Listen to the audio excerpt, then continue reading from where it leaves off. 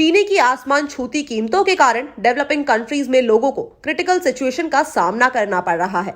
अंतर्राष्ट्रीय बाजार में पिछले 2 महीनों में चीनी के दाम 55% तक बढ़ चुके हैं।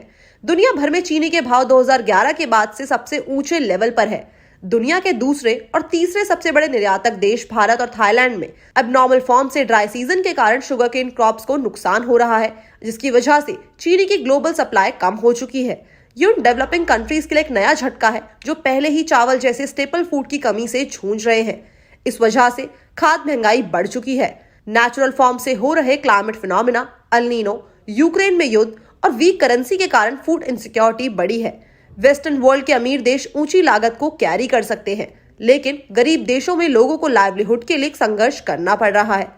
Food and Agriculture Organisation of United Nation का अनुमान है कि साल 2023-24 सेशन में चीनी का ग्लोबल प्रोडक्शन 2% तक कम रह सकता है। एफएओ के ग्लोबल कमोडिटी बाजार रिसर्चर फैबियो पाल्मिरी ने कहा है कि ऐसा होने पर वैश्विक चीनी उत्पादन में करीब लगभग 35 लाख टन की गिरावट आ जाएगी। इथेनॉल जैसे बायोफ्यूल के लिए भी चीनी का खूब इस्तेमाल किया जा रहा है, इसलिए चीनी का वैश्विक भंडार 2009 के बाद सबसे कम है।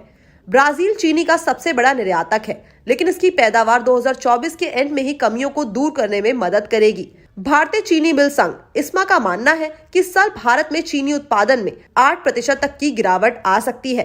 भारत चीनी का सबसे बड़ा उपभोक्ता है और वहाँ चीनी निर्यात पर प्रतिबंध लगाया जा रहा है। थाईलैंड शुगर प्लांट एसोसिएशन के नेता नारादीप अनंतासुक ने कहा है कि उनके देश में एल नीनो इफेक्ट से न केवल गन्ने की वॉल्यूम में कमी आई है, बल्कि फसल की क्वालिटी में भी बदलाव हुआ है। अमेरिकी कृषि विभाग की रिपोर्ट के मुताबिक अक्टूबर में थाईलैंड में उत्पादन में 15% की गिरावट आई है। कृषि डेटा और विश्लेषण फर्म गो इंटेलिजेंस की वरिष्ठ शोध विश्लेषक कैली गॉगरी ने कहा है कि ब्राजील में गन्ने की उपज पिछले साल की तुलना में 20% अधिक होने का अनुमान है, लेकिन चीनी की वैश्विक आपूर्ति से मार्च तक राहत नहीं मिल पाएगी।